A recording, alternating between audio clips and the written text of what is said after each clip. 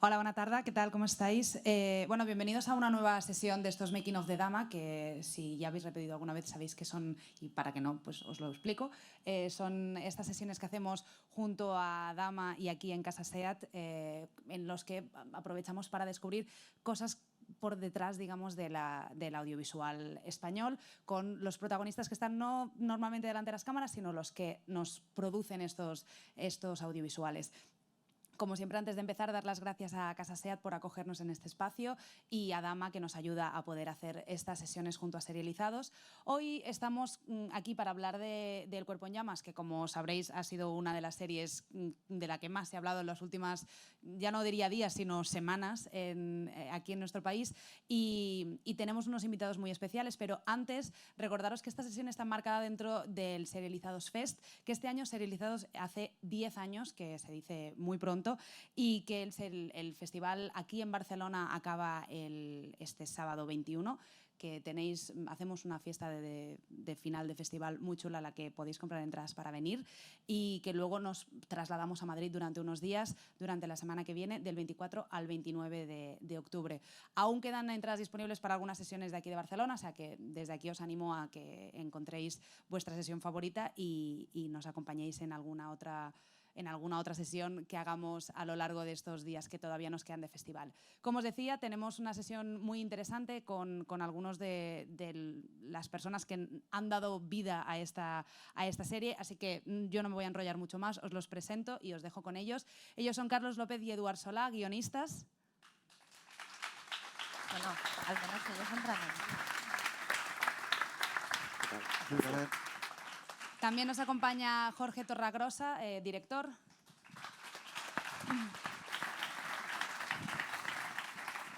Y por último, también está con nosotros Andrea Martínez, que es la productora ejecutiva de Arcadia.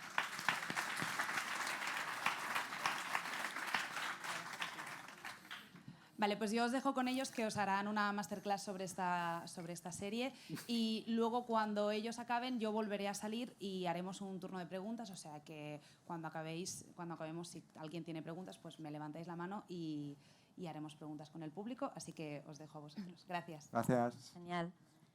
Muy bien, pues buenas tardes a todos. Muchas gracias por venir y por interesaros por esta sesión del Cuerpo en Llamas.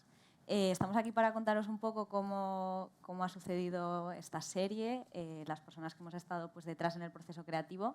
Quiero primero decir que hoy no ha podido estar Laura Sarmiento, que es la creadora y la guionista principal del proyecto por temas personales, pero que ella ha sido una parte importante del proceso, entonces, bueno, que la nombraremos mucho para que sepáis y os ubiquéis de quién es esta persona que estamos todos nombrando constantemente.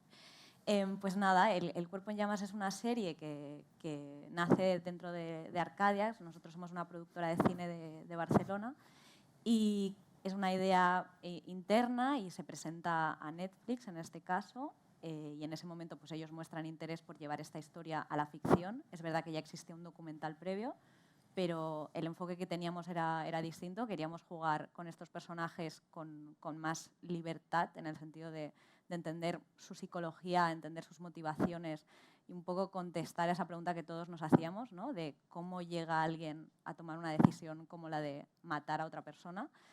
Y de ahí nace un poco la idea. Netflix se interesa en el proyecto, empezamos una fase de desarrollo con ellos y juntos elegimos a Laura Sarmiento para que sea la persona que cree el proyecto y digamos que lleve pues el peso creativo de los guiones.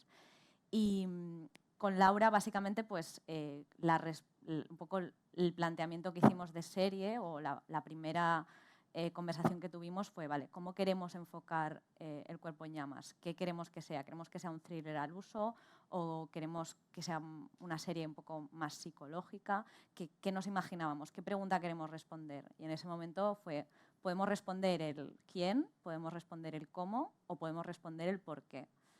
Y en ese momento lo que más nos interesó a nosotros contar fue el por qué, ¿no? Que es entender pues, cómo dos personas aparentemente normales llegan a ese momento donde la única salida que consideran que tienen es el de matar a otra persona.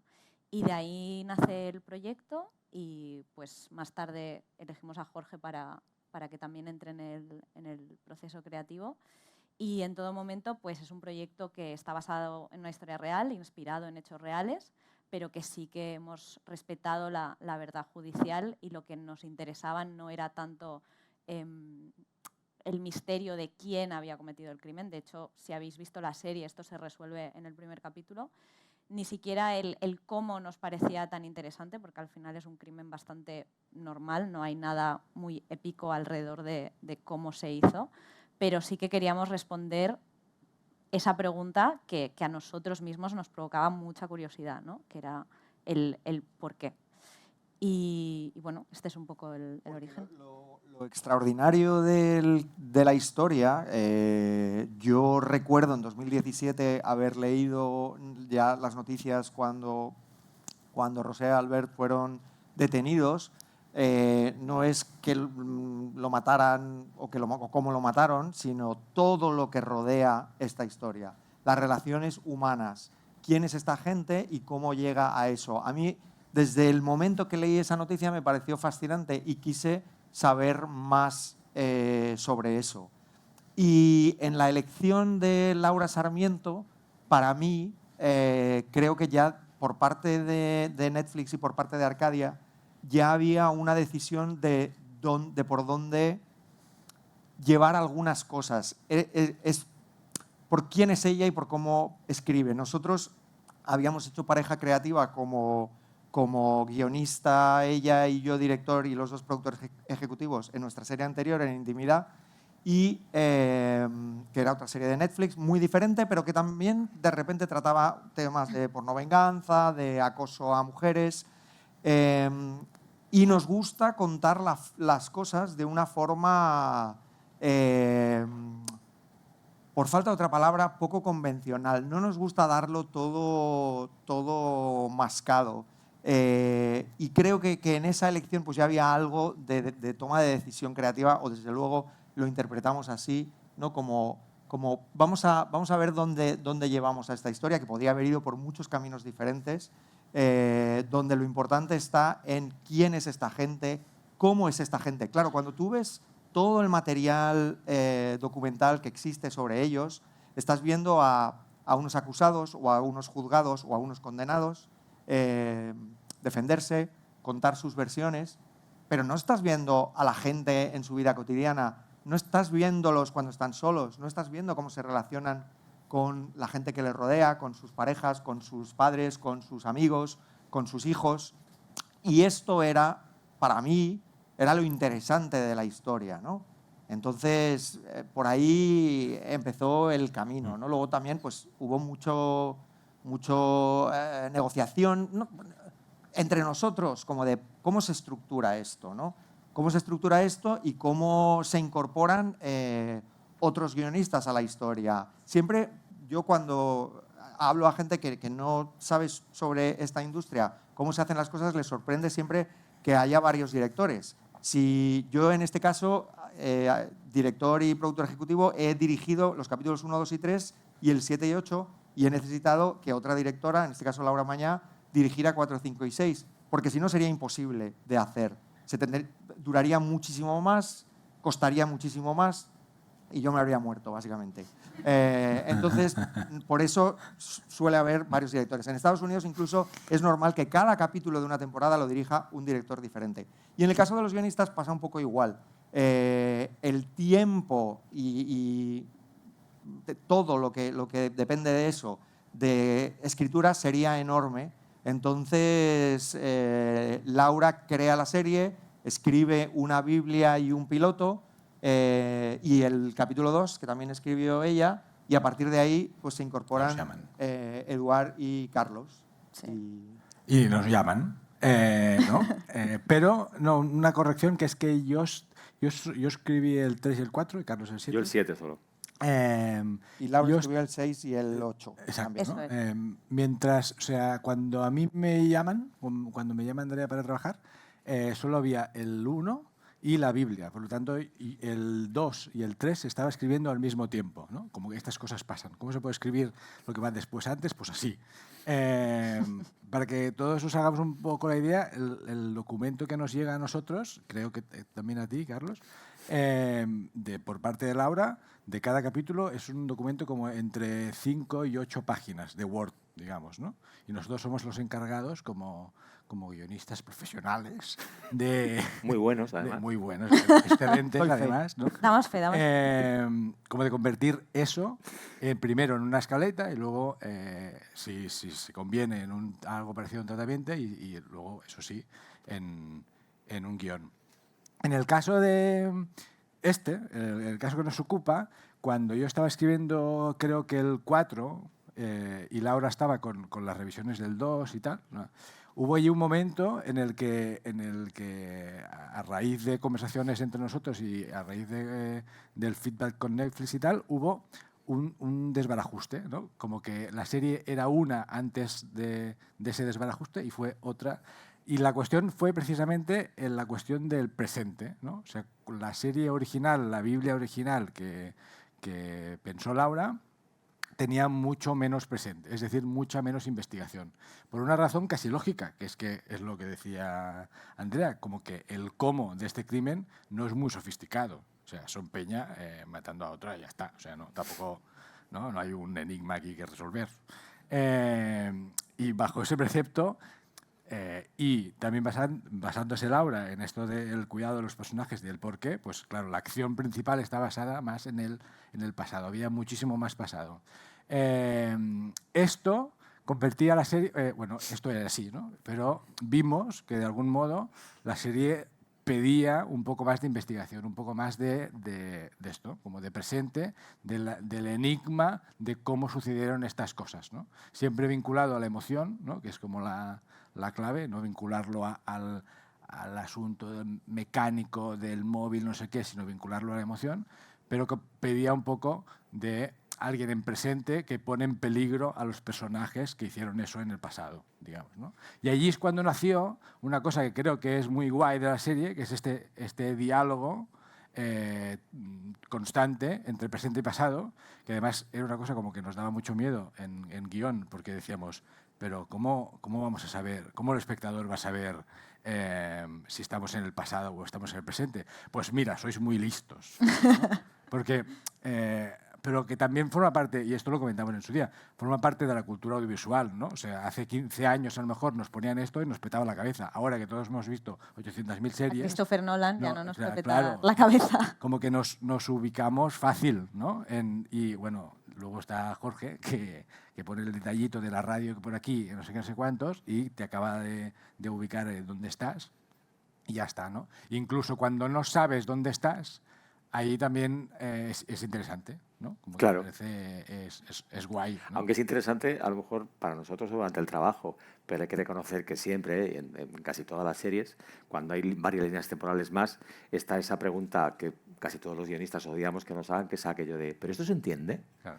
Porque en el momento en el que estás trabajando sobre el papel o sobre el ordenador, eso es una respuesta discutible, no sé si se entiende o no. O sea, tú crees que se va a entender porque los espectadores son listos, porque el director está muy bien, porque va a estar todo en su sitio, pero siempre hay una duda de si estaremos haciéndolo bien o no, ¿no? Yo creo, ¿no? Sí, esto... Perdón. No, esto fue una de las grandes apuestas del proyecto porque al final nos interesaba explorar en los personajes y el presente no era suficiente para contar qué hechos les habían marcado o qué hechos les estaban influyendo en la manera en que se comportaban y quiénes eran y sus identidades de la actualidad, ¿no? Entonces, esa apuesta porque gran parte de la estructura de la serie tuviera el pasado de esos personajes y fuéramos y volviéramos casi sin justificarlo, pues sí que fue una decisión, en nuestro caso, que consideramos acertada porque creemos que el proyecto es más interesante de esta manera, pero que es verdad que después está pues cómo lo plasmas en lo visual y ahí Jorge tuvo un enorme reto porque no utilizamos recursos, digamos, fáciles como pues a veces el pasado y el presente van a tener tonos de color distintos. Claro. Odio eso. O sea, odio que por sistema... Porque muchas veces de repente llega pues, la cadena o la plataforma y dice no, pero los flashbacks lo vais a hacer en otro color, ¿no? En blanco y negro o en otra tonalidad para que se entienda. O me vais a poner un cartel. Y siempre intento evitar eso. Esta serie ha sido el mayor reto de los que me he encontrado en ese sentido, porque el diálogo entre presente y pasado era muy importante, pero también era la idea de que todos los tiempos en realidad son el mismo. Todo está ocurriendo en el mismo tiempo, porque los acontecimientos del pasado informan el presente, informan lo que ha ocurrido. Cada acontecimiento de los que contamos son claves. Incluso cosas cotidianas que parecen tonterías cuando las ves, luego tienen un peso, cosas que se dicen. Al final, la serie era como una cebolla que tenía muchas capas y luego estaba eso, la forma de introducir esos flashbacks, de urdirlos uno tras otro con el presente para que tuviera sentido y no te perdieras, ¿no? Era una apuesta. Creo que la serie está llena de apuestas en ese sentido. Ha llamado mucho la atención también los mensajes a cámara, por ejemplo, que también fue una cosa que surgió muy al principio, porque estaba claro que los que conocen este caso, pues es importante los mensajes que se mandaban por WhatsApp, lo que ponían en el Facebook eran clave. ¿Y cómo íbamos a contar eso? Siempre que hacemos una serie contemporánea, ahora eso se utiliza como recurso narrativo porque lo utilizamos todos en nuestra vida. Y reflejar eso en una serie, en una película, pues es complicado. En Élite, por ejemplo, lo que hacíamos era, bueno, esto se sobreimpresionaba en la pantalla con los emoticonos y tal, y era parte del lenguaje adolescente que utilizaban los personajes. Aquí hubiera sido muy disruptivo. No queríamos hacer una voz en off al uso, que nos parecía como una solución muy convencional. Queríamos hacer algo especial. Y entonces ahí, bueno, en el desarrollo de cómo iba a ser el lenguaje cinematográfico de la serie, a mí se me ocurrió que los dijeran a cámara, porque teníamos un reparto estupendo y de repente era la ocasión como de ver emocionalmente qué es lo que querían hacer con esos mensajes. Si eran mensajes de amor, si estaban mintiendo, si estaban manipulando, si estaban queriendo hacer una cosa para la galería.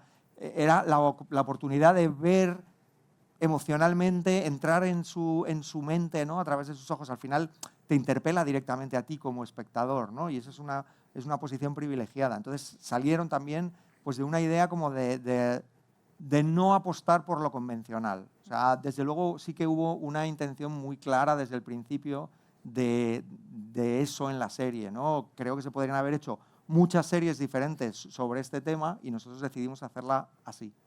Bueno, yo me acuerdo cuando estábamos en montaje del primer capítulo, los que lo hayáis visto, empezamos con el coche que se está incendiando a ritmo de Elvis Presley y después ya cortas y es un mensaje a cámara, ¿no? En ese momento el espectador no sabe muy bien lo que está sucediendo y tardas todavía en entender el código y además resulta que lo que enseñamos es mentira porque Pedro nunca llegó a enviar el mensaje que se muestra en la serie. Entonces sí que es verdad lo que dice Jorge de que hay decisiones que son conscientes en el sentido de atrevernos y de no subestimar al espectador y de que si en ese momento no lo entiende, sabemos que nos va a entender en algún momento del capítulo y que cuando ese clic ¿no? lo haga en su mente va a ser mucho más satisfactorio que darlo todo comido. Para mí hay dos ejemplos que lo hablábamos el otro día del lenguaje de la serie, de cómo cuenta las cosas que molan mucho, que para mí, bueno, uno es de un guión de Eduard y otro es de un guión de Laura, pero creo que el concepto funcionaba para todos.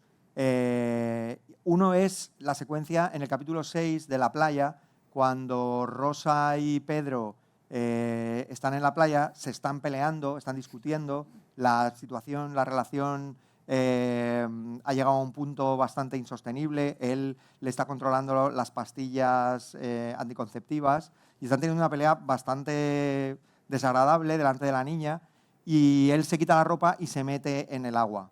Y sin que te lo expliquen, sin que nadie lo verbalice, ya en el guión se contaba que Rosa piensa, se podría ahogar. Qué fácil sería mi vida si se ahogara en este momento. Y es cuando empieza como a pensar en esa posibilidad, ¿no? Esto es fácil de contar, pero es difícil de escribir y es difícil de dirigir. Laura Mañá hizo una gran labor porque añadió otro nivel. Nosotros tenemos que traducir en imágenes lo que viene en una página. Y ella de repente hace un plano de la huella de Pedro en la arena que se está metiendo en el agua y viene una ola y borra esa huella, ¿no? Entonces, de repente, gracias a esa combinación de guión y dirección, tú estás metido en la cabeza de esta señora y estás sintiendo lo que siente. Quisimos contar las cosas así, no que ella dijera en algún momento a su amiga o a quien fuera, o a Albert, oye, qué fácil sería mi vida si él no estuviera, ¿no?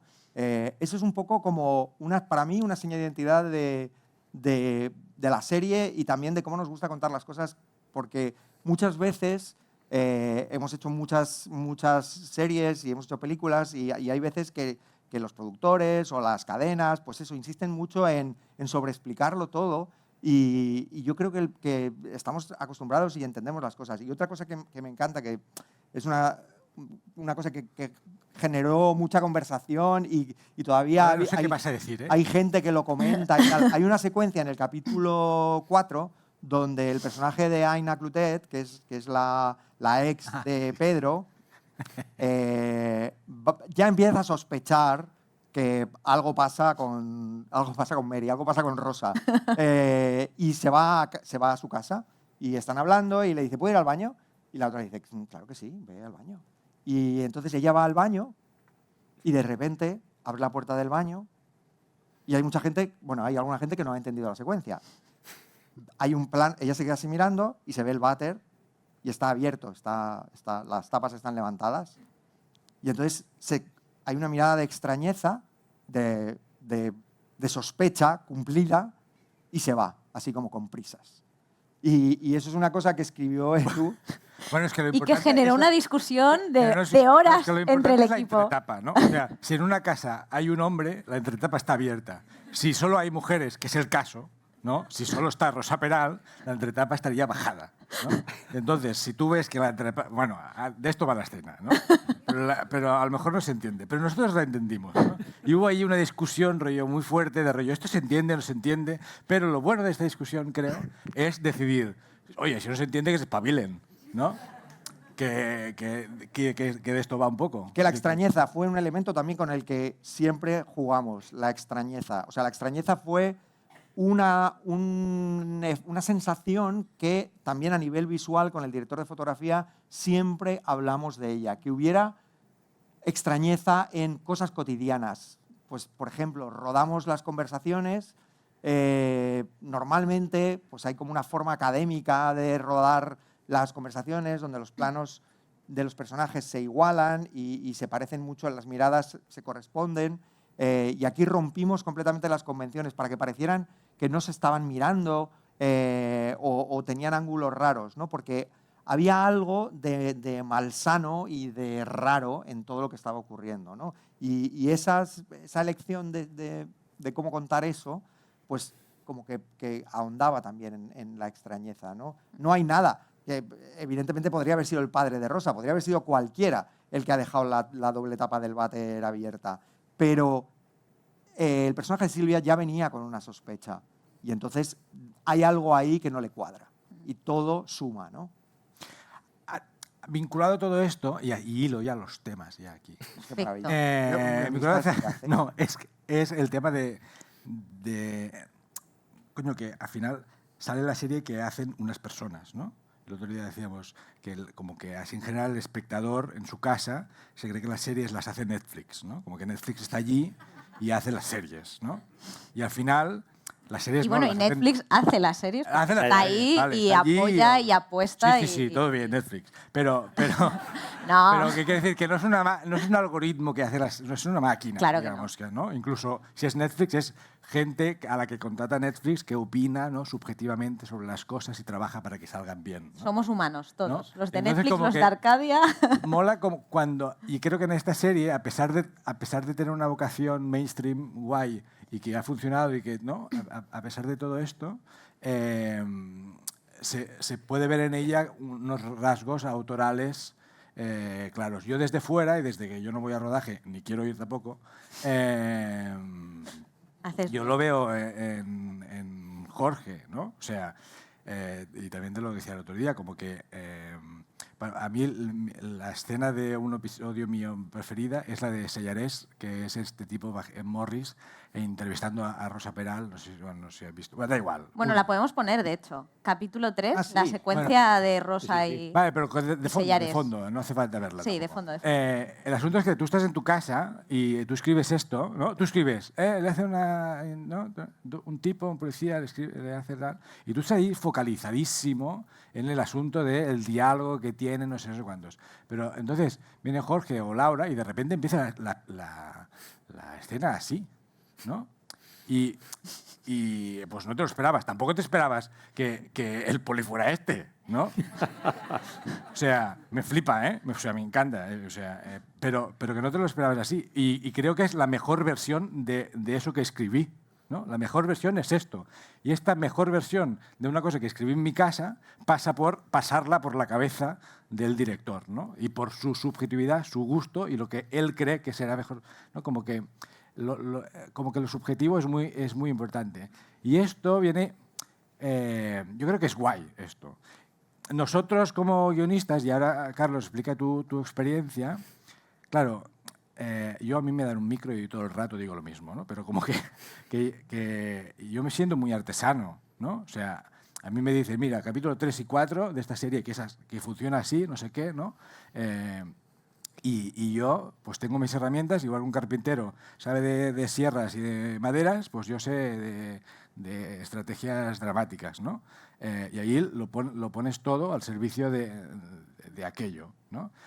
Y a pesar de eso, a un carpintero no le sale la misma mesa que a otro carpintero, ¿no? O sea, es que es imposible, le das las mismas indicaciones y le sale a otra mesa, ¿no? Y de eso va la artesanía. Y esto... Carlos, que igual que yo, es como un artesano, o sea, como que somos guionistas de profesión, ¿no? Digamos, que hay otro tipo de guionistas que tienen todo mi respeto, pero que no soy ese.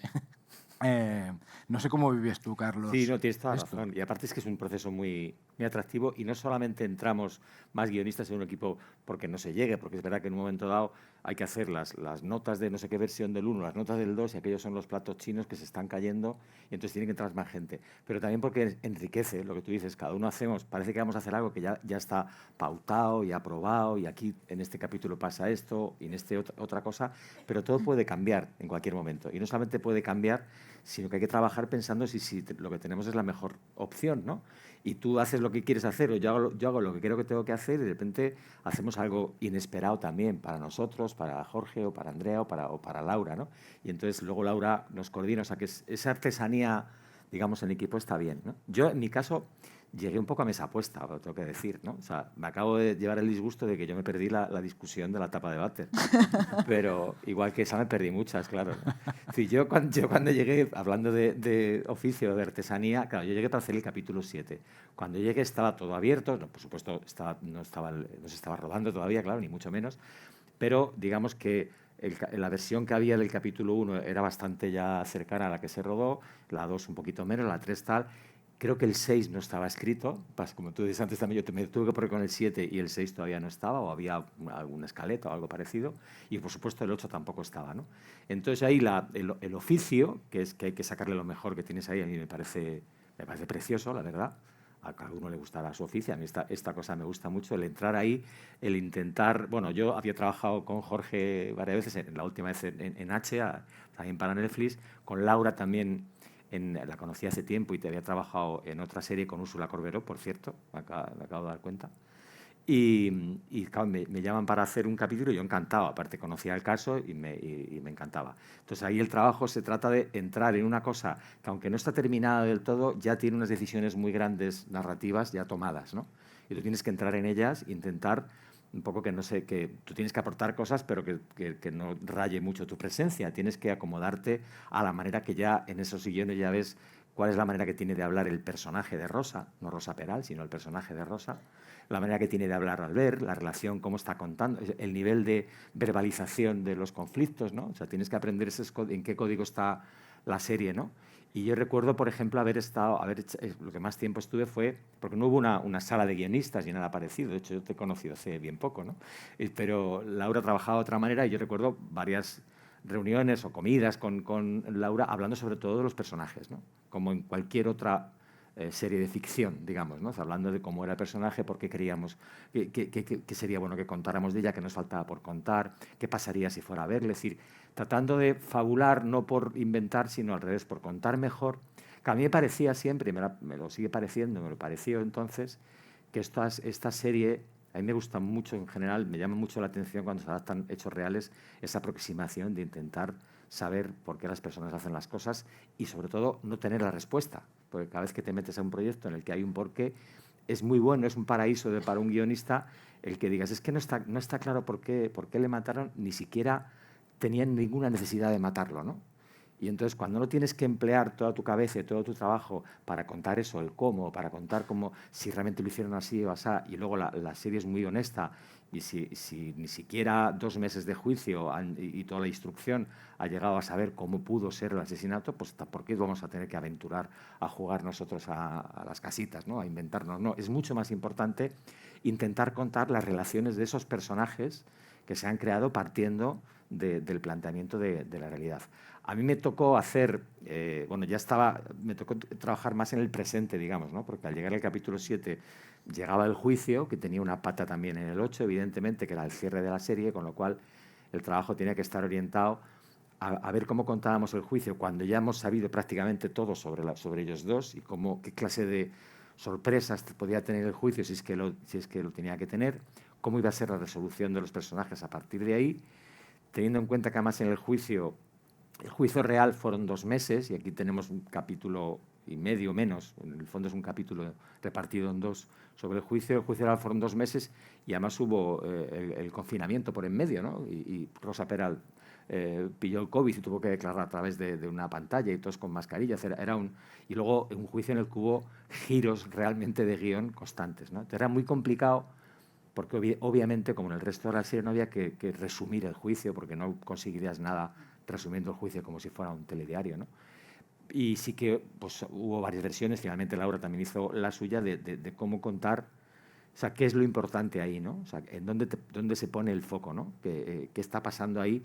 Y recuerdo que, y eso es un tema del que obviamente hay que hablar siempre, recuerdo que poníamos mucho el foco en que, algo que parece obvio, pero que en el reflejo que tuvo en los medios el caso y que ha tenido y sigue teniendo, no es tan obvio, y es que eran 2 los condenados, eran 2 los condenados por asesinato y eran 2 los que estaban allí en el juicio, ¿no? Parece que la atención que se llevaba a ella es muy interesante, es muy importante en la serie y en el caso, pero es muy injusto también, ¿no? Y sobre todo daba la sensación de que lo hacíamos por dejarnos llevar por la corriente, ¿no? Entonces, recuerdo que había mucha discusión, mucho trabajo sobre cómo hacer, no para equilibrarlo, porque tuviéramos que ser equidistantes de estas cosas que se dicen a veces, sino para ser realmente justos con los personajes, ¿no? Si realmente pensarnos, hacia nuestro trabajo es ponernos en la cabeza de uno y en la cabeza del otro y qué está esperando conseguir y qué va a conseguir.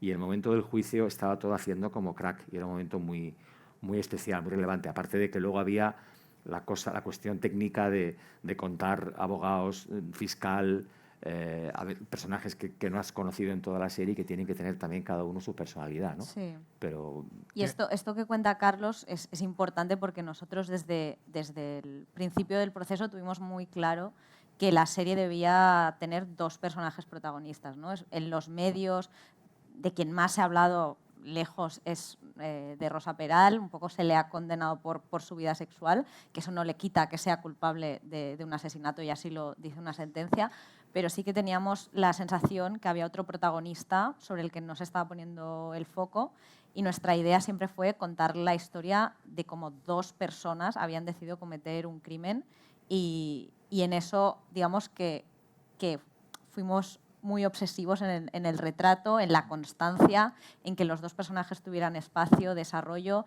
En el propio capítulo que escribió Carlos del juicio, los 2 personajes, digamos, que tienen su trama propia, ¿no? y van transitando diferentes momentos emocionales. O sea, no solo jugamos con el personaje de Rosa Peral, que es quizá quien más espectáculo dio en el juicio real, pero sí que vamos ahondando un poco en los entornos de los 2, ¿no? Y hay momentos de decepción y de victorias y de derrotas para los 2. Sí, evidentemente Rosa es el centro de la historia, porque al final la historia cuenta por qué ella tiene una relación con uno o una relación con otro y por qué se mata, por qué ella y él lo matan a este tercero, y ella es el centro de la historia y ella tiene todo un mundo con el que se relaciona que Albert no tiene. Que vemos cómo vive, que es un tío mucho más solitario y tal. Introdujimos el personaje del hermano también para dar un poco de backstory sobre él y nos basamos en información que teníamos real sobre su pasado. Y acabó cayendo un poco en montaje. Había más secuencias con el hermano, pero al final era como que estaba contado, ¿no? Cuál era la relación entre los dos hermanos y se quedó un poco más corto. Pero ha habido una cosa que queríamos hablar y que no hemos hablado mucho, que es la concepción de Rosa como personaje, que era interesante, que para Laura fue, que yo creo que tú puedes contar cosas sobre cómo se planteó, ¿no? Eso. Bueno, para Laura, evidentemente, primero que estábamos basándonos en una persona que existe en la vida real, entonces sí que teníamos como esa barrera del respeto y de que la información que obteníamos fuera información pública, ¿no? En ningún momento como acercarnos a su círculo íntimo ni obtener información de ninguna otra manera que no fuera de acceso público, y de ahí ya nosotros un poco encontrarle la lógica y encontrarle elementos con los que todos los seres humanos nos podríamos sentir identificados. Y una de las piedras angulares, digamos, fue la insatisfacción crónica y el deseo de siempre querer más, porque hay un vacío interior que no se satisface, ¿no? Entonces, pues concebir que cada persona que entra en su vida, en este caso cada relación amorosa, está completando una parte de ella y está, digamos, aportándole algo que previamente ella siente que no tiene, ¿no? Y como todos sabemos, pues este vacío, evidentemente, y esta baja autoestima no se llena con nada material, se llena con uno mismo, ¿no? Entonces esa fue como la búsqueda más humana del personaje, más allá de Rosa Peral como persona que comete un crimen, Rosa Peral como personaje humano con el que nos podamos sentir identificados. Y sí que tuvimos en todo el proceso un esfuerzo constante para buscar cosas que la hicieran terrenal, ¿no? Y que no la convirtieran en un personaje que fuera una fantasía o que fuera un sex symbol, una femme fatale, sino qué elementos creíamos que estaban en el interior y en lo emocional, y todo esto evidentemente son teorías nuestras y es una recreación de lo que creemos que puede estarle pasando a este personaje. Nunca lo sabremos si es verdad o no, pero esta es nuestra teoría, porque al fin y al cabo estamos haciendo una ficción. En paralelo a esto, creo que hay una cuestión que también atraviesa el asunto este que ya hablamos de la subjetividad de quien hace eso, ¿no? Que son humanos, ¿no? Que también está como la mirada que tiene la serie respecto a Rosa, ¿no? Que a mí me parece que es muy clara, que es una decisión muy premeditada, ¿no? Que no es casual, digamos, y que está muy presente en la serie. A lo mejor luego lo ves más o lo ves menos, pero como que creo que está muy presente, que Laura lo tenía muy, muy presente, que dedicar un capítulo a la pornovenganza, por ejemplo, es síntoma de esto. Ahora no sé, pero como que la serie tiene una mirada sobre Rosa Peral que creo que es una aportación respecto a otros materiales que hay del caso, ¿no? Y que precisamente tenga que ser la ficción la que aporte esta mirada es divertido, bueno, es divertido, es como interesante, ¿no? Pongo no sé si, y ahora no sé en qué capítulo está esto, pero sé, antes os decía como que hay hubo un momento en el que hubo un desbarajuste de que había más investigación, ¿no? Allí el personaje de Esther Barona subió. Una de las buenas noticias respecto a esto, entre otras muchas, fue que Laura dijo, vale, pues entonces vamos a aprovechar a Esther Barona para que hable, para que nos diga a nosotros cómo mirar a Rosa, ¿no? Hay una frase que, te juro, no sé en qué capítulo está, que Eduard le dice a Esther, bueno, el amante, el de hoy, ¿no? Que como de río, a ver qué amante será. Este es el capítulo 3 que es tuyo. Pues sí. Por eso te gusta. Sí, creo que... Esta frase me encanta. Pues dice... Qué idiota. El amante, el de hoy, el de esta semana, porque la semana... Y Esther se gira y le dice, y que lo digas tú, ¿no? Como diciendo, si tú también tienes un montón de amantes, que me estás aquí contando. Y que lo digas tú, esto es la mirada de la serie, ¿no? Como que el personaje te está diciendo cómo mirar, porque Esther es quien lleva la narración y quien lleva el caso, ¿no? O sea, el otro día le decía a Jorge que a mí me encanta esta escena, que esta sí que no es de un capítulo, diría yo, o sí, que es cuando ella entra al juicio de la pornovenganza, ¿no? Y entra esposada, ¿no? Hostia, esta escena en la que no hay... y que el otro día, Jorge, yo no me había enterado, no era consciente de ello, pero que además no hay me decías, no hay palabras, ¿no? Sí, esa secuencia estaba escrita que ella llegaba y empezaba a declarar. Y en montaje se tomó una decisión muy buena, que fue quitarle la palabra, porque en realidad daba igual, estaba prejuzgada, llegaba acusada de un asesinato, entonces no le iban a hacer ningún caso. En el juicio de la pornovenganza. En el juicio de la pornovenganza. Entonces se decidió que la secuencia acabara con ella andando por el pasillo esposada y sentándose para declarar, y ahí se corta. Claro, porque podrían ser, o sea, esa escena podrían ser muchas escenas, ¿no? O sea, como que podría haber muchas miradas en esa escena. Y ves la escena y ves claramente qué mirada tiene la serie. O que la serie en el ultimísimo capítulo, casi en sus últimos minutos de serie, se dedique a buscar, ¿no? La mirada de Esther Barona busque al tipo ese de la pornovenganza, te está diciendo mucho. Y la frase famosa de Esther de final, del matices, ¿no? Pero hay muchos matices. Coño, eso es lo que te está diciendo la serie, ¿no? Claro. O sea, es que casi la serie va de esto, ¿no? Sí. De la frase de los matices, ¿no? Sí, Nosotros el utilizamos a ella como un altavoz de... ¿no? Porque, claro, al final nos hemos pasado tanto tiempo leyendo, viendo cosas, sobre todo nosotros tres, Laura y nosotros dos, que, claro, al final desarrollas teorías, cosas, tienes tu propia opinión, y hemos utilizado a Esther Barona un poco para verbalizar nuestras opiniones y nuestros resquemores, ¿no? Hay muchas cosas que el personaje de Bayorak dice que son importantes para nosotros, ¿no? Cuando le dice, me hubiera gustado mucho que tú no fueras la culpable de esto, pero lo eres, entonces no te voy a creer.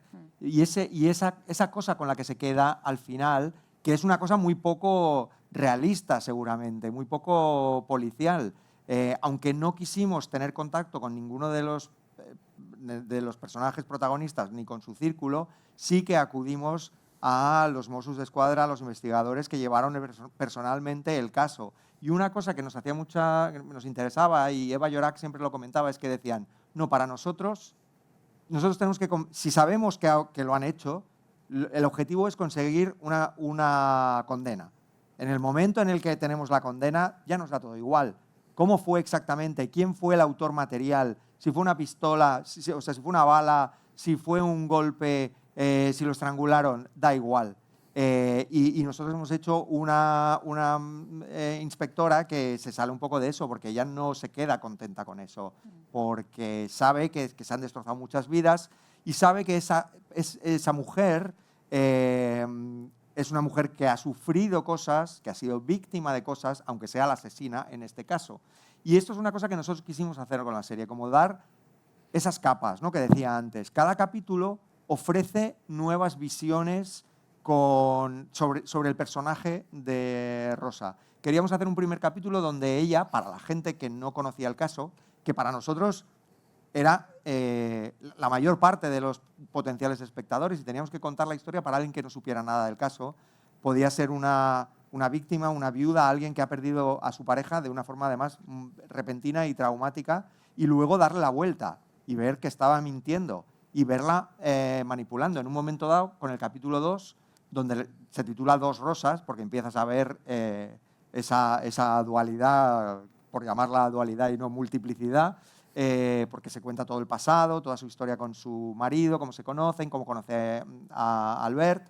En algún momento alguien decía, es una hija de puta. Lo que has visto en el capítulo 2, no vas a poder empatizar nunca con ella. Y era como, bueno, espérate, porque tenemos pensadas otras cosas. Estaba la pornovenganza y eso tenía un peso, pero la habías visto manipular a su hija, mentir a sus padres, mentirle a su amiga, intentar culpar al marido. Y según va pasando la serie, creo que vas entendiendo empatizando, a lo mejor es una Que palabra no quiere muy decir grande, compartiendo. Claro. O sea, que al final, bueno, pues parece que es alguien que se siente obligada a tomar una decisión, incluso, y con Úrsula lo tuvimos muy presente en el último capítulo, cuando teníamos que contar pues, la última noche y lo que pasa al día siguiente, que todo el tiempo hubiera algo de ella como que duda.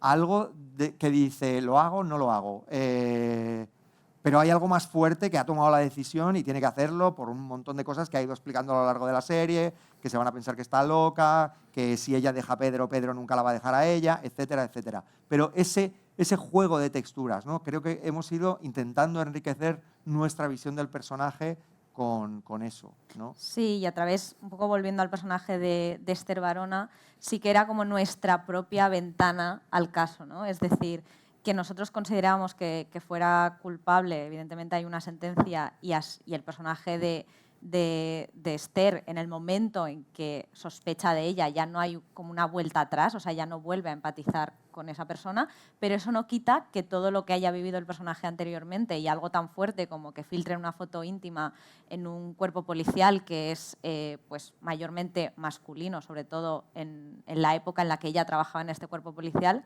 pues que fuera un hecho traumático, que la marcara y que una cosa no quite la otra, ¿no? Entonces ese personaje para nosotros era importante que tuviera un cierre, que no fuera un cierre real, ¿no? Como que siempre se va a quedar con ese pozo dentro, que a nosotros también nos ocurre, que nos quedamos con esa sensación de no todo es blanco y negro, y en ese juicio que se hizo de la pornovenganza realmente ella no tenía ningún chance, porque ya venía prejuzgada por todo lo anterior y por ser sospechosa de asesinato en ese momento. Y hemos tenido una herramienta privilegiada para contar eso, que era la relación con la hija, que fue una cosa central de la historia desde el principio. Creo que muchas de nuestras secuencias favoritas son secuencias de Rosa con Sofía.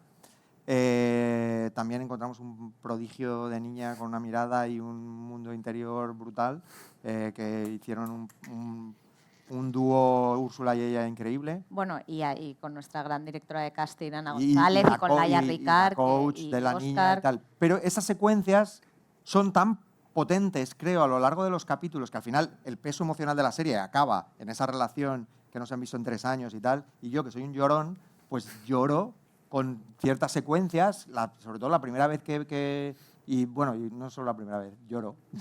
Cuando detienen a Rosa y dice, por favor no me pongas las esposas delante de mi hija, y la hija acaba viéndola y ella hace un esfuerzo por guiñarle un ojo y sonreírle y hacerle ver que todo está bien y que no pasa nada, y se mete en el coche y le cambia la cara y se le ven las lágrimas.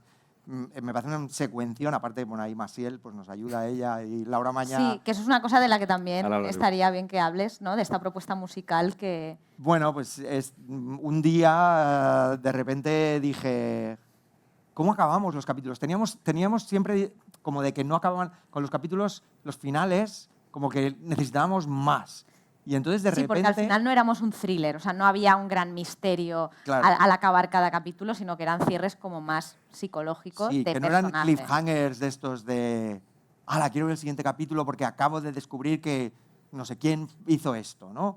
Y entonces de repente fue como, sería guay tener una canción para cerrar, ¿sabes? Pues te acuerdas de grandes series, de Mad Men, y una canción en español, una canción que de algún modo o hablara diera otra lectura sobre lo que está ocurriendo, o un punto de vista sobre los personajes, Maritrini, Yo no soy esa, o el amor de Maciel. Ellos dos hablan ese lenguaje, se dicen, esto es para siempre, es imposible, de Sergio Estíbaliz. Se nos rompió el amor, de Rocío Jurado. Se nos rompió el amor, que ahí pero al final era... Claramente nos pedía esa canción, ¿no? Entonces, de repente le propuse primero a Laura y luego a Andrea una lista que era 8 capítulos, 8 canciones. Y había algunas que no están, pero muchas de las que estaban en esa lista, y luego esa lista se hizo más grande. En algún momento queríamos Amor de hombre de Mocedades, que era muy guay, y además es una canción que Laura Sarmiento está obsesionada con ella desde pequeña, no sé por qué. Y queríamos Amor de Hombre y no la pudimos conseguir por temas legales, pero utilizamos las canciones un poco como que nos ayudaran al impacto emocional y que de alguna forma eso, comentaran o dieran nuestro punto de vista, ¿no? Payaso de Bambino comentando sobre el personaje de Albert. Pero volviendo a la madre y a la hija, esas secuencias, claro, son privilegiadas emocionalmente. La secuencia final de ella con la hija mayor ya en la cárcel, que Úrsula me parece que está increíble, bueno, está increíble en toda la serie, lo que hace es por eso ha ganado un Ondas. Ondas. le han dado Ha ganado un Ondas. Ondas. Hoy, hemos sabido, estamos celebrándolo. Y es ese peso emocional que dices, por mucho que yo sepa que esta mujer ha matado, ha manipulado, no es buena, sufre, se ha dejado media vida, al final ha tomado una decisión y ha perdido lo que más le importaba, ¿no? Que era su hija. Yo os digo la verdad, a mí lo que más me gusta de la serie, lo que más, si tuviera que elegir, es precisamente que está contado varias veces, hay bastantes momentos en la serie, desde el capítulo 1 hasta ese momento final, en el que, digamos que el personaje de Rosa, o sea, Úrsula, está contado al espectador a veces en planos cortos y todo, de una manera como muy, ¿cómo diría?, polivalente, ¿no? O poliédrico, es decir, como que a veces está diciendo una cosa por la boca y está contando otra cosa con el gesto, ¿no? O dice una cosa y por el gesto parece que iba a decir otra y se ha callado, ¿no? Como que te acerca mucho al personaje porque ves que parece que tiene en las cosas que dice, en cómo las dice, podría ser una persona fría y calculadora, pero luego hay una mirada sobre ella que no es tan fácil, ¿no? Es como de, bueno, a lo mejor se está equivocando y no quiere dar marcha atrás y se arrepiente. Hay planos que de repente duran 5 segundos, no lo sé, y podrían durar 30, porque están contando cosas de lo que le pasa por la cabeza a ella. A mí esa mirada sobre el personaje me parece fantástico y se luce Úrsula, desde luego, o tiene momentos para lucirse estupendo. Bueno, hay una ambigüedad constante, claro, ¿no? En el personaje que tú como espectador también lo percibes. Pero es algo más rico que la ambigüedad, porque es como eso, por eso decía yo que era como polivalente, como que hay varias cosas a la vez. No es que no esté claro, ¿no? Sino que estás recibiendo inputs diferentes sobre la misma frase, sobre el mismo momento, ¿no? Y eso te hace parecerla mucho más humana de lo que podría parecer en un diseño de personajes. Así. Bueno, Úrsula nos decía, yo no estoy haciendo un personaje, estoy haciendo como claro. 7 en 1, tengo un mejunje ya en la cabeza, ¿no? Sí, al principio estaba muy preocupada por eso, decía, es que claro, lo que hago en una secuencia y lo que hago en otra pues no tiene nada que ver, entonces me da la impresión de que no va a pegar luego, ¿no? Y luego, bueno, pues ahí estábamos nosotros viéndolo y diciéndolo, no, esto funciona, ¿no? Sí. Y después el reto de Kim también de llevar un personaje que aparentemente quizá es más simple, pero de darle también como otro tono quizá al personaje que existe en la vida real, de llevárselo a un terreno pues de animal herido, ¿no? Casi en el amor. Sí, a mí me gusta mucho lo que hace Kim y me ha sorprendido porque creo que yo me imagino que Albert, o Albert para los amigos, es alguien aparentemente simpático, campechano, esa palabra. Como el rey. Eso. Y tal, pero con un mundo interior. Y creo que ha sido muy guay verlo hacer esas dos cosas. Ver un tío que cae simpático, que hace un chiste, que dice una tal, y luego un tío que tiene un infierno dentro. O sea, creo que hay momentos que se le ve que le pasan cosas por dentro, ¿no? Me gusta mucho una secuencia del capítulo 6, cuando llega Rosa para decirle que se va a casar con Pedro, que no se han visto... Ah, no, es el capítulo 5, perdón. No se han visto durante un tiempo, cuando él descubre todo el pastel y tal, y cómo le va cambiando la cara a él según ella le va diciendo, no, me voy a casar porque él va a ser un buen marido para mí y un buen padre para mi hija, y tú no le dices tú no ibas a hacer, pero que es lo que está ahí, y él cómo se va desmoronando y cómo se le va saliendo el infierno ese, ¿no? Creo que ha hecho un gran trabajo. Nos estamos quedando sin tiempo, nos hemos dejado 1000 cosas de las que queríamos hablar, los secundarios, sí. los padres... Bueno, también hablando de Kim y de Úrsula, algo que parecía prometer mucho en el título era pues secuencias de sexo claro. eróticas también, ¿no? Es el tratamiento que al final le hemos dado. No sé si todos cuando visteis la promoción, el título, la campaña que se hizo pensabais, buah, esta serie la vamos a poner, van a estar Supertórrido. Úrsula y Kim todo el día dándole ahí en el sofá, en la casa, en todos lados, y al final la pones y dices, hostia, vaya decepción, solo hay No hay 4 salseo. secuencias o 5 en toda la serie. Y eso también, pues volviendo a nombrar a Laura, fue una apuesta nuestra desde el principio y que todos los que se fueron sumando al proyecto coincidíamos en que el sexo debía aportar algo, debía ser narrativo. Hay una secuencia del capítulo 3, ¿no? donde Rosa y Albert están en un coche de la patrulla, que a mí me encanta, porque esa secuencia no es una secuencia de sexo, esa secuencia está ahí para contar que Rosa está utilizando el sexo para validarse, ¿no? Porque tiene pues, traumas físicos como los tenemos todos y ella que acaba de dar a luz pues, está ocultando una parte de su cuerpo que quizá en ese momento no le gusta tanto. Y es un poco como la guía que hemos utilizado en la serie, que todo aportara a construir a los personajes, a darle dimensiones, a darle matices y... Bueno, hay una inversión de tiempo, ¿no? Que es interesante como que ya fue una decisión de los orígenes de todo, ¿no? Como de, vale, gente pensando, ¿no? Esto me gusta mucho. Sí. ¿no? Gente sola. Gente sola pensando, y esto es una inversión en la que hay que ser muy consciente, porque si tú pones el piloto automático haciendo un thriller, te saldría otra cosa, ¿no? Te saldría que cuando pasa la cosa, chao, ¿no? Pero esta misma escena que comentabas de... Bueno, da igual, es que muchas, hay infinitas, ¿no? Toda la serie está plagada de gente sola pensando, ¿no? O gente con gente pensando otras cosas, ¿no?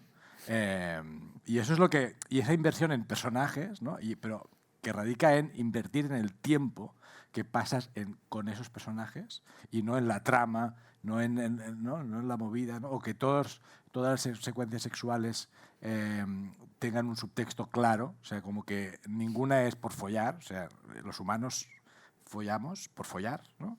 Pero los personajes, cuando follan en esta serie, follan por algo concreto, ¿no? O sea, para decir algo concreto. Y se podría haber hecho una serie erótica casi, ¿no? El cuerpo en llamas. Esto es muy interesante, ¿no? Y daría para otra hora, ¿no? De la realidad y lo narrativo, la realidad y lo cinematográfico, ¿no? Y que muchas veces tenemos que tomar decisiones, y es gracioso, ¿no? Cuando te dicen, no, pues que esto no es...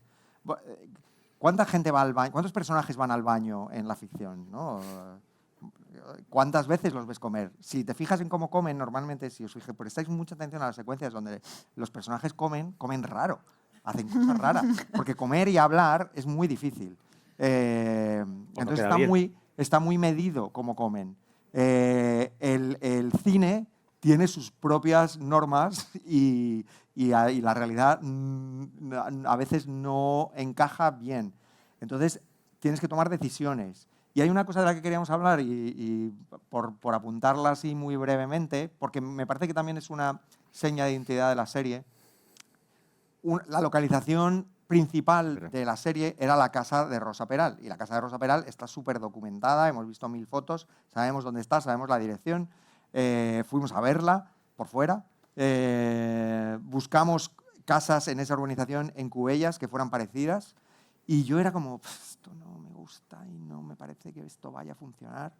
Y de repente un día el director artístico dijo, pues mira, hay una casa en Castelldefels que yo creo que no va a funcionar, pero vamos a verla.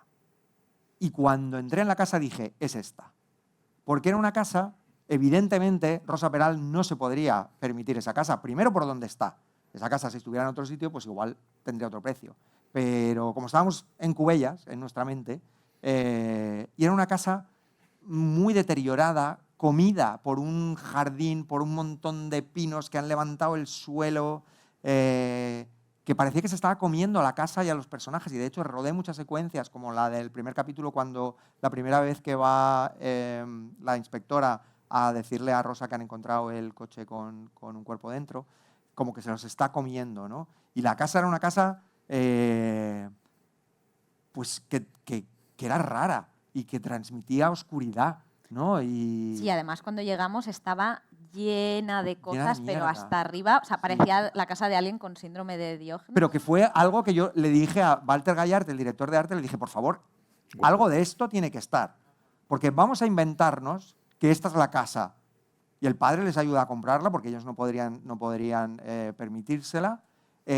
Por eso está esa secuencia en el capítulo. Y será un casoplón cuando inviertan y limpien este jardín y le den un lavado de cara, pero nunca lo hace porque Rosa Peral no tiene tiempo. Lo único que hace es poner lavadoras, que esto es una cosa que cogimos de la vida real, ¿no? Que ella decía que estaba todo el día poniendo lavadoras. Pero no recoge, está todo hecho una mierda, está todo lleno de cosas. Los muebles del jardín están pudriéndose y tirados por ahí. La piscina está llena de hojas, que volví locos a los pobres de producción de, por favor, no me limpiéis la piscina, pero que tampoco se ensucie más, que no se pudra el agua, tiene que estar en el punto justo durante meses. Entonces, hicimos una elección y la casa retrata increíble y me parece que se presta increíble a la historia, ¿no? Con esa guardilla, mundo ideal que ella ha querido crear para su niña, que la está educando un poco como la han educado ella, princesa, con todo. Una primera planta donde están todas las habitaciones, con algo raro, con esas vigas, ese pasillo y ese cuarto de abajo, que cuando vi el cuarto de abajo dije, ya, lo tenemos, o sea, esto está, y el garaje y tal. Entonces, se toman decisiones todo el rato. La comisaría, ¿no? Los Mossos d'Esquadra nos decían, ya quisiéramos nosotros tener esa comisaría. Porque no es así, claro que no es así. O la puesta en escena del juicio, que quizá es más americana, ¿no? Claro, ahí tomamos muchas decisiones. Primero porque en el Palacio de Justicia no se puede rodar. No se puede rodar ni siquiera en el exterior. Antes se podía, ahora ya no se puede rodar en el exterior. Con lo cual yo no podía hacer la secuencia de Eva Barona llegando y el furgón policial que le gritan asesina y puta y tal, que también estamos contando algo de cómo parte de la opinión pública trata al personaje. No la podíamos rodar ahí, entonces tuvimos que tomar decisiones de llevárnoslo a otro sitio y luego de escoger un sitio donde se pudiera,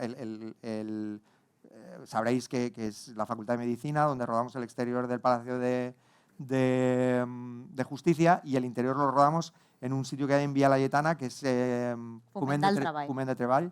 Y claro, no es un sitio, es un salón de actos, ¿no? Entonces, tomamos decisiones de puesta en escena, de decir, bueno, esto va a ser así, este señor se va a sentar aquí. Yo decidí que quería que hubiera una parte, porque, claro, el juicio duró 26 días. Hay 200 horas de vídeo de ese juicio. Es aburridísimo. Hay momentazos, pero si te lo ves todo, yo no me atrevería. Bastante tuve con leer el libro de Albert, que es así, y también Estela. Pues tomamos decisiones. Claro, normalmente todos los speeches que dan los defensores y el fiscal los hacen sentados en su sitio. Y dije, bueno, les vamos a poner un atril y tal para darle un poquito de más, espectacularidad, ¿no? Y darle a esos actores también, que tenemos 3 grandes actores. Tenemos a Pablo Derqui haciendo de fiscal, que está increíble, a Ana Mouliné haciendo de la abogada de Rosa, y a David Bagés haciendo del abogado de Albert, que son personajes, sobre todo los de los 2 abogados defensores, muy ingratos, porque tienen mucho tiempo de pantalla, pero tienen poco tiempo de lucimiento. Y sus speeches eran el momento de los dos lucirse, ¿no? Que están los dos como peleándose, ¿no? Y aunque llevándose la contraria y tal.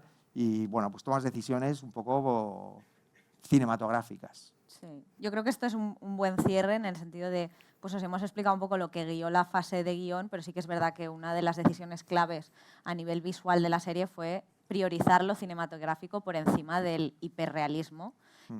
Pues hay otros productos audiovisuales que van por otro camino, que quizás son más realistas, costumbristas.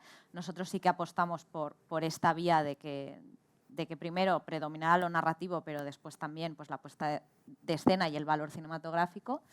Y esta es la serie que hemos hecho y que esperamos que os haya gustado. Eso es. Y nada, yo creo que hemos cumplido, nos hemos pasado 8 minutos. No. Me ha hecho una seña en un momento dado y me ha dicho... Sí, "Puede- sí. puede". Uy, Y entonces- ahora sí. Uy, hasta de repente se Y he escucha dicho yo, me Y enrollo en plan, más. sigue, sigue. No, porque hoy hemos empezado un poquito más prontito, entonces teníamos un poquito más de margen. Genial. Si alguien tiene preguntas, ir levantando mano, a ver si me bajan un pelín No os quedéis la luz. callados. Bueno, aquí Vale. ya hay, Aquí ya hay una una, pregunta. allá hay- o sea Ya que, mira, hay la dos. primera que ha levantado la mano ha sido aquí. Entonces, si vais viniendo, mientras llega el micrófono, muchas gracias por la intervención.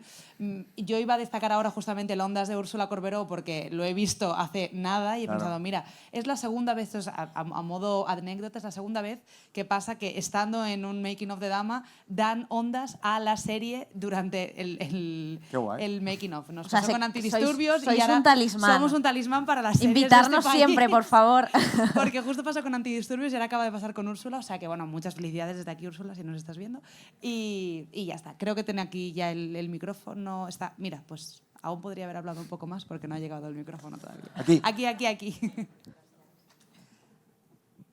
Bueno, felicidades por la serie, la he visto, me ha encantado. Bueno, creo que está todo como muy bien confeccionado, ¿no? O sea, desde los personajes, el casting, ¿no? O sea, no sé, os lo habéis currado un montón. La escena del inodoro yo la entendí. Sí, o sea, bien. Y a ver, sorprendente, yo no quise, solo había visto el documental de Crims, ¿no? Sobre este caso, no he visto nada de sensacionalista y tal sobre ella. Y entonces me gustó, sobre todo, pues ver eso, esa parte humana, ¿no? que habéis hecho con los personajes, ¿no? No empatizas, evidentemente, porque es una asesina, ¿no? Pero sí sufres con ella en algunos momentos, porque se traspasa mucho, ¿no? Esa relación que tiene con la hija, con Albert, con Pedro, tal, o sea, con el ex. Y entonces sí que es flipante cuando acaba y dices, ojo, pero ¿por qué, no? Porque en realidad no peligraba su vida, ¿no? Por así decirlo, ya no recibía amenazas, ¿no? de Pedro a priori y tal, ¿no? Ay, esto venía, perdón. Porque te das cuenta a veces cómo la realidad supera la ficción, ¿no? Porque igual si esto vosotros los guionistas decís, a ver, vamos aquí a sacar una mujer, ¿no? Que no está amenazada, que tal, que cual, y al final acaba convenciendo al novio que tiene en ese momento para matar a otra pareja con la que estaba conviviendo y no sé, ver también las escenas que... 2 anillos, ¿no? Como en el momento, como tengo 2 anillos de boda. Y dices, a ver, esto, eso, la realidad supera la ficción. O sea, a lo mejor me lo vendéis como pura ficción y digo, esto no lo compro, ¿no? De hecho, esto nos pasaba a nosotros con algunas tramas reales. O sea, por ejemplo, el vecino. O sea, si conocéis el caso, sabéis que hay un vecino con el que aparentemente Rosa también tuvo una relación. Y dijimos, es que esto si lo ponemos... Sí, o sea, hubo ciertas cosas que no nos van a creer. decidimos que eran excesivamente rocambolescas y que no nos ayudaban a nosotros a contar la historia, ¿no? Por ejemplo, lo de la bala y la pistola, lo de la sierra eléctrica, bueno, para los que conozcáis el caso así en profundidad. Pero incluso también hubo un debate como el del inodoro interesante, que fue la conversación famosa que tiene Albert con su compañero sobre cómo deshacerse de un cadáver. Porque en la realidad se supone que esa conversación sucedió así, de repente. Oye, ¿y tú? ¿Cómo te desharías de un cadáver? Claro, dice Laura, yo si escribo esto me van a tirar piedras. Me van a decir que soy la peor guionista de España. Esto tenemos como que justificarlo y entonces ahí pues nos inventamos toda la secuencia donde ellos están en un sitio que ha habido un homicidio y el otro quiere ser como que que eso lo sacamos de lo que decía Albert en realidad en el juicio, como que el otro tiene afán de estudiar para ser policientífica y tal. Entonces nos inventamos toda esa secuencia para darle entidad a esa conversación y que no fuera una cosa tan gratuita como aparentemente fue en la realidad. O nos volvimos locos con los dobles teléfonos, con el teléfono... O sea, ¿por qué se llevó su teléfono personal y no el teléfono que había comprado? Pues no lo sabremos nunca y nosotros tuvimos que decidir algo, pero nos volvimos locos con cosas de la realidad y algunas pues las tuvimos que que separar. Una de ellas, que también ha habido tal, es por qué tiene una hija y no dos como en la realidad. Nosotros tomamos decisiones también de separarnos de la realidad en la medida de lo posible. Solo hay 3 personajes que tienen sus nombres reales, que son Rosa, Albert y Pedro. Y nos pareció que era más fácil crear una relación fuerte con una niña que con 2. Aparte de dificultades de producción, pues los niños tienen que trabajar unas determinadas horas, es complicado. También por respetar la integridad de su hija, que bueno, pues que tiene una vida y no queríamos que la serie tuviera la mínima influencia que pudiera en su vida, entonces por eso pues Sí. es otro nombre, nada que ver, o sea, toda esa parte está como totalmente ficcionada.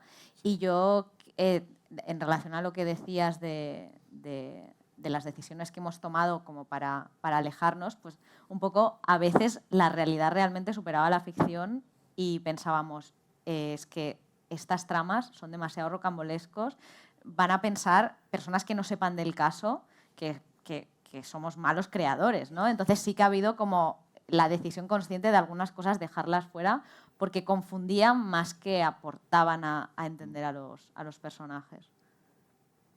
Creo que por ahí al fondo ya tienen... Hola. Felicidades, que se ha quedado una serie increíble. Sobre todo creo que para mí uno de los grandes méritos es transitar entre lo más comercial posible y casi el cine de autor, ¿no?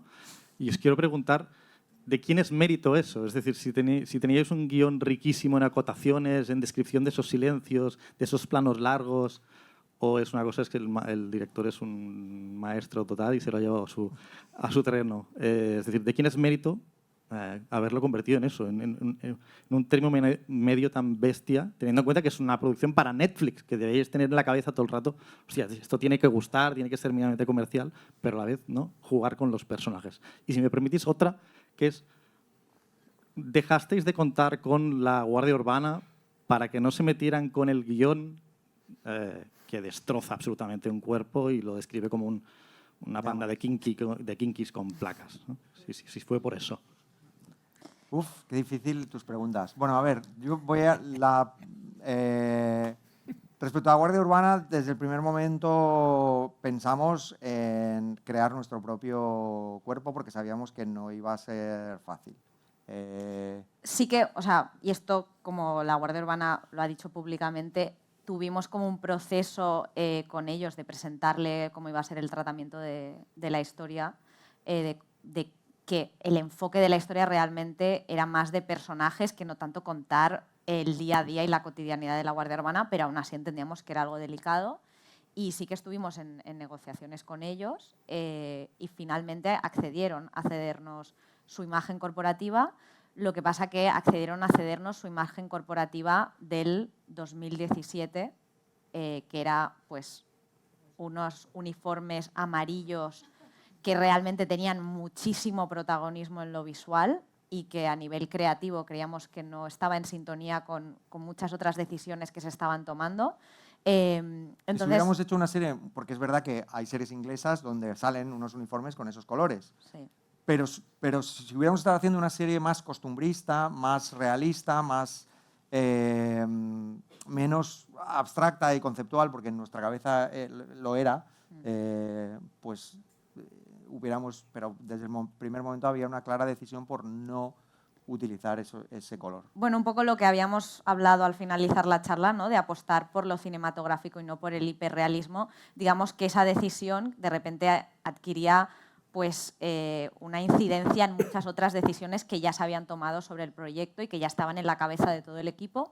Y en ese momento fue cuando pues, dijimos, vale, pues no vamos a usar la imagen corporativa del 2017, la Guardia Urbana no nos va a ceder la autorización para usar la imagen corporativa actual, que sí eran uniformes negros que tenían como más sintonía con las otras decisiones estéticas, y ahí en ese momento fue cuando nació la policía local de Barcelona. Y luego, con respecto a lo otro que decías, te voy a contestar una parte de la pregunta solo, es que Netflix, como decía antes Edu, no es un ente. O sea, Netflix no dice, no, esto tiene que ser mainstream y tiene que tener estos colores y tiene que... O sea, Netflix te deja hacer. Yo pues llevo varias series hechas con ellos y de verdad creo que me dejan hacer más o menos lo que me da la gana. Es verdad que los tengo que convencer. Por ejemplo, lo de los mensajes a cámara pues fue un proceso. Y al principio no lo tenían claro y me dijeron, bueno, pues piensa en otras alternativas por si esto no funcionara o si fuera muy... te sacara mucho de la historia o tal. Pero no es... O sea, ellos hacen muchos tipos de productos diferentes, ¿no? Y productos para diferentes públicos, y pues nos lo confiaron a nosotros y nos han dejado hacer. Y nosotros hemos apostado por eso. Yo creo que en algún momento dije la palabra Haneke y luego dije, uy, igual no debería haber dicho esto, pero esto es mi autocensura particular. Sí, o sea, nosotros, por complementar un poco lo que dice Jorge, hemos trabajado con muchísima libertad y al final cuando uno habla de Netflix parece como una entidad abstracta, pero en realidad son personas que tienen también un criterio propio y que muchas veces lo que aportan o lo que te cuestionan también te ayuda a ti en el proceso a mejorar cosas, a replantear otras. O sea que al final son como personas que también integran y son parte del equipo creativo del proyecto. Entonces, sí que es verdad que cuando Úrsula entró en el proyecto, sí que el proyecto ganó como una dimensión comercial en ese momento y sí sentíamos pues, un poco de presión de hacer un proyecto que gustara y que fuera visto por muchas personas, pero bueno, los cimientos ya estaban de antes, ¿no? Entonces, aunque existiera esa presión, todas las decisiones de cómo queríamos contar el proyecto eran porque era así como nos interesaba a nosotros, no porque alguien nos lo estuviera diciendo. Yo ya no sé qué capítulo estoy, yo ya no sé. Pero serio, en, el sabes. 3, en el 3 o en el 4 se acaba con una comida, ¿no? Es una comida en la que están Rosa, Albert y la niña. El cuerpo en llamas que aparece. Sí, exacto. ¿no? Sí, el final del y esto a mí me parece un buen ejemplo, ¿no? Porque pues se acaba con una comida porque yo decidí que se acabara con una comida, pero que es un rollazo, ¿no? O sea, como que en las cabezas de lo que la gente piensa que es Netflix, Netflix prohíbe acabar una escena con gente comiendo así y mirando, uy, ha cambiado el tipo, ¿no? Porque lo que pasa es esto, ¿no? Como que ha cambiado el sujeto de la derecha, ¿no? Uy, ha cambiado el tipo. De esto va la escena. Netflix, nos pensamos que Netflix va a vetar esto, ¿no? Pues no va, pues ¿es guay o no es guay esto? Pues ya está. Luego viene Jorge, también tengo que decir que luego el cuerpo se incendia. Esto no estaba escrito en el guión. Esto fue Jorge que al final se vino arriba y dijo, bueno, y que también queda un poco de llamas, cosa que agradezco.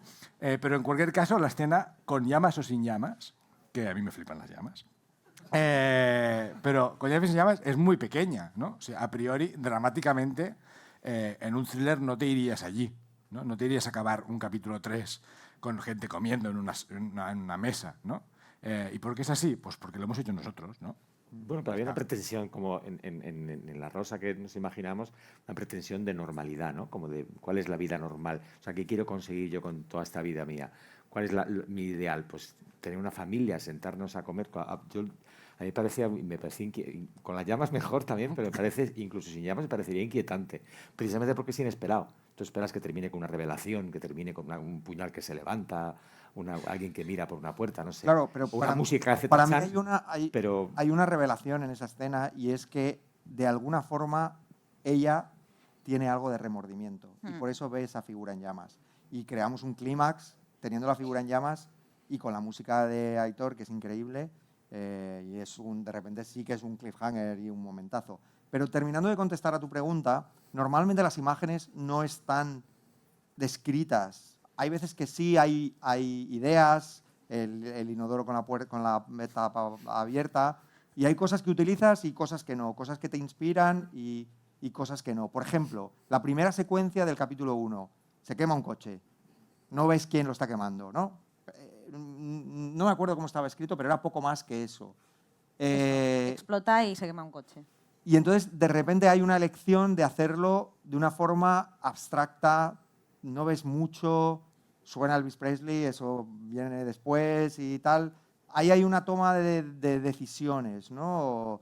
esas imágenes, o sea, yo digo que, como contaba antes, con lo de la huella de Pedro que se borra con el mar, pues los directores tenemos que traducir lo que los guionistas han puesto sobre el papel en imágenes que transmitan cosas, ¿no? Y siempre intentamos encontrar el plano y cómo hacemos eso, mucho en colaboración con los directores de fotografía. En este caso, Ricardo de Gracia ha sido el director de fotografía principal y Miquel Proens ha hecho los capítulos de Laura Mañá. Y hemos hecho una labor de filosofar y de desbarrar mucho elecciones visuales como los grandes angulares, esos ángulos raros. Y entonces, decisiones como empezar la secuencia de la que él hablaba, ¿no? De la entrevista esta entre Rosa y el superior, que le hace un interrogatorio sobre la muerte del tipo en Montjuic, pues de repente está esa localización increíble, es como de no, vamos a poner llena de lámparas y vamos a poner la cámara aquí porque creo que esto aporta, ¿no? A contar esa extrañeza. O sea, al final es una colaboración, te encuentras ideas en los guiones, yo y Laura Mañá, la directora, proponemos ideas, los directores de foto proponen otras ideas y la cosa se va haciendo grande. Sí, para acabar de responder, o sea, de quién es responsabilidad cuando algo sale bien o cuando a la gente le gusta, de muchísimas personas. O sea, es un trabajo en equipo enorme, que es verdad que las cabezas visibles pues, normalmente son los actores o los creadores, el director, el guionista, pero detrás hay un equipo inmenso que cada uno va aportando sus granitos de arena y sí que me gustaría como destacar que al final que las cosas queden bien en cine, en serie, para mí siempre es como un milagro, porque hay tantas personas involucradas en el proceso que se tienen que dar como una combinación de varios factores para que todos vayamos a la misma dirección y todos aportemos en cada parte del proceso. Una sintonía, ¿no? Lo que estamos haciendo es esto. Al final yo hablo mucho antes de que se empiece a rodar la serie, muchas veces repito las mismas cosas, me aburro a mí mismo, pero intento transmitir ideas de qué es lo que estamos contando y cómo lo vamos a contar y en qué cosas se inciden, ¿no? Y eso empieza, pues eso, por el departamento de arte que se dedica a toda la parte visual de los espacios, de cómo están decorados, del departamento de vestuario, maquillaje y peluquería, que tienen una labor fundamental, pero luego también hay partes muy claves que pasan después, como por ejemplo el equipo de montaje, que hemos tenido un equipo de montaje increíble, o la música.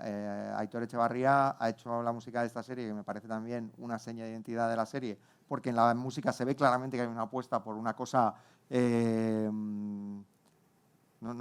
inquietante, ¿no? Sí. Personal. Inquietante, elaborada, ¿no? Compleja, donde mezcla... O antes alguien destacaba el casting, claro, hay una directora de casting detrás, no se nos ocurre a nosotros castear a todos los grandes secundarios que hay en esta serie, hay un trabajo detrás, pues producción que apoya todo el proceso, dirección, o sea, que quiero decir que es que nos pasaríamos 2 horas más nombrando a todos los que aportan al milagro. El sonido, por ejemplo, hay un trabajo de postproducción de sonido increíble en esta serie y ha sido muy divertido. Claro, el caso es muy conocido en Cataluña y como hemos hecho la serie íntegramente aquí, todos los procesos, pues de repente era muy divertido llegar a montaje cuando nosotros llevábamos ya hablando de Rosa Peral y de Albert López 2 años. Mucho tiempo y de repente que ellos empezaran a ver y decir, ay, es que has puesto ¿cómo se dice? La ratonera con el trozo de queso, ay, es que me he fijado en este detalle, ¿no? Y muchas veces desbarraban pues la colorista y el director de fotografía en todo el proceso de talonaje en el que se le da como el último look, ¿no? a la imagen, al color, a la textura y tal, que ven además las imágenes sin audio. Entonces se fijan en un montón de cosas y había debates inmensos sobre elecciones, sobre las interpretaciones de los actores y sobre todo. Vale, me sabe mal porque sé que hay bastantes manos levantadas, pero hay vamos, una persona... Vamos a intentar contestar brevemente a vuestras si es que preguntas. tenemos tiempo para una más y ya pues, está. O sea, me sabe fatal porque he visto gente que tenía la mano levantada, pero creo que hay una persona que tiene micro ya. Sí. Pero abordarnos a la salida. Si os Estás quedáis detrás con de la columna y preguntas, no te veo, pero... no os quedéis con preguntas, cogernos el brazo y decirnos, quiero saber esto. Pero aquí tenemos que ir cerrando, me sabe fatal porque... No nos queremos ir. Pero no tenemos más tiempo, me sabe mal, pero es lo que hay. Entonces, la última pregunta, que no te estamos viendo, pero Sí, te te detrás escuchamos. de la columna. Yo te veo. Te escuchamos. Bueno, primero que enhorabuena, estoy aquí. Luego quería preguntaros que cómo os tomáis la decisión de casting, cómo creéis que afecta a la representación de estos personajes, sobre todo en el sentido, en lo que decía Andrea antes, de separar el personaje de Rosa de una femme fatal, si el casting es Úrsula Corberó y Albert Kim Gutiérrez. Y luego, por otro lado, que cómo recibís el hecho de que Rosa Peral no quisiera que saliese esta serie en Netflix. Pues al primer punto, en realidad, también es un poco lo que hablábamos antes de el título es En Cuerpo en Llamas, la campaña como jugar con las expectativas de lo que uno se espera y de lo que después ofrecemos y siempre superar esas expectativas. En el caso de Úrsula, la razón principal por la que Úrsula está en el proyecto es porque es una actriz increíble y ya está. O sea, que tenga un físico que además acompañe, pues evidentemente es genial, es fabuloso. Que ella pues, esté en el imaginario popular también como una femme fatal, creo que la hace tener una empatía con el personaje real que también le habrá servido para construir el personaje. Pero cuando hemos elegido a los actores, el motivo principal por el que están en el proyecto es eso, porque son grandes actores. Y después, sobre la segunda pregunta, a ver, en realidad nosotros hemos hecho una historia inspirada en hechos reales y nos hemos atendido a una verdad judicial, hemos respetado en todo momento la sentencia. Evidentemente no es agradable, nosotros queremos que se hable de la serie, no que se hable de los conflictos legales, eso a nosotros no nos aporta, quiero decir, preferimos que se hable de los valores, de cómo están los actores, de qué ha gustado, qué no ha gustado, recibir críticas positivas o negativas en lo artístico. Entonces, eso, básicamente que nosotros hemos apostado por hacer una ficción porque lo que nos interesaba era el contenido artístico y en todo lo que no sea eso preferimos tampoco no fijarnos, ¿no? Pues fantástico, muy rápido, muy bien, hemos entendido. Vale, pues entonces lo dejamos aquí. Siento las preguntas que se han quedado al aire, pero bueno, fantástico. Siempre es mejor tener un público, ¿no?, que está interesado por esto y que se nos queden preguntas al aire que no que tengamos que estar... A ver, una pregunta más, ¿no? Está bien, está genial. Bueno, muchas gracias a todo el mundo por venir. Espero que os haya resultado interesante, igual que me lo ha resultado a mí. Gracias de nuevo a Casa SEAT por acogernos, como siempre, en este espacio tan maravilloso. A Dama por estar detrás del proyecto y a Serializados, que es también quien lo organiza. Y a vosotros por estar aquí y hacer esta masterclass tan magnífica. Muchas gracias. Un placer.